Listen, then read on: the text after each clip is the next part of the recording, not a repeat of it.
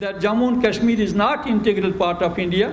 It is a disputed territory, and for the permanent settlement, the Jammu and Kashmir people should be given right to self-determination so that they will decide their future. There is absolutely no democracy here.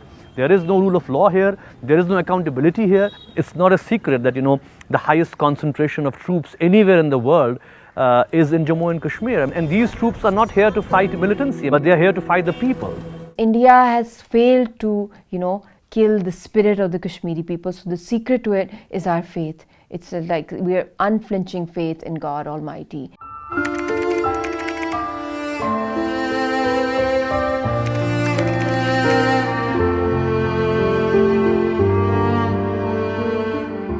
The saga of Kashmiri's sufferings is spread over a period of more than 7 decades.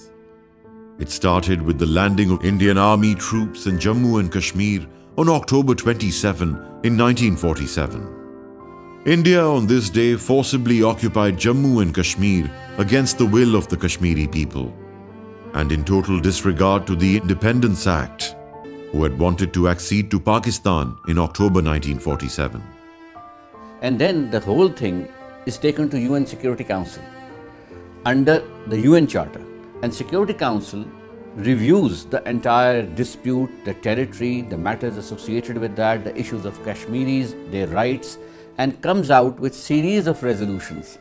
And these resolutions create a very clear lien of the UN Security Council and its connectivity with the Kashmir dispute directly. From 1989 till date, nearly 97,000 people have been killed in Kashmir.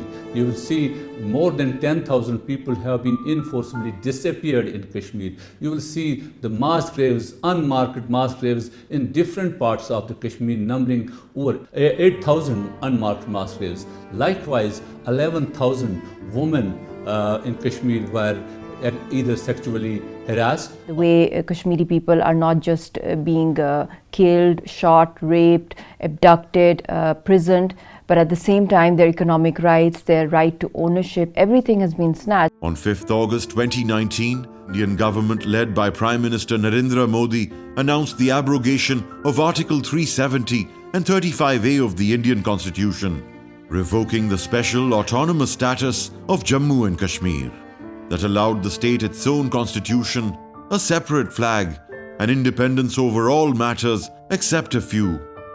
Article 35A of the Indian Constitution granted the state government of Jammu and Kashmir the authority to define who qualified as a permanent resident of the state. The ruling party BJP plans to settle outsiders in Jammu and Kashmir, potentially leading to ethnic cleansing and the creation of new conflicts to control the demographic superiority of the Muslim population in the region. One of the things that they've done is they have begun to expropriate agricultural properties, agricultural lands that have long been the ancestral homeland of tribes, of the Kashmiri tribes. The abrogation of Article 370 has also had a significant impact on the region's economy and employment prospects.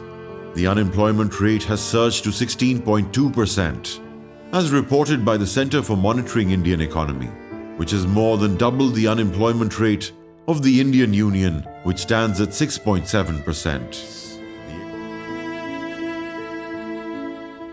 Recently, an Indian Supreme Court bench has asked the Narendra Modi-led government about the time needed to restore statehood of occupied Jammu and Kashmir, as enshrined in the country's constitution. For 4 years, the Supreme Court of India did not take this case. It allowed the government of India to do what they wanted to do in Kashmir, and it continues to do in Kashmir till date. There are 2 tiers of illegality. Under domestic Indian law, which is the Constitution of India, it is a violation. And then under international law, there is an outright violation because there is a UN resolutions under the UN Charter and they need to be upheld. And if at all you want to do any development relating to any aspect of this matter, you have to approach the UN Security Council, which India has not. We need an urgent resolution being tabled from the UN to stop this demography changes and to conduct a fresh population census over there. The Indian-controlled Kashmir stands at historical moment. Kashmiris have demonstrated that they reject India's control over their territory. Indian military presence in Kashmir may have helped it to control the territory, but it has also invalidated its claim to it.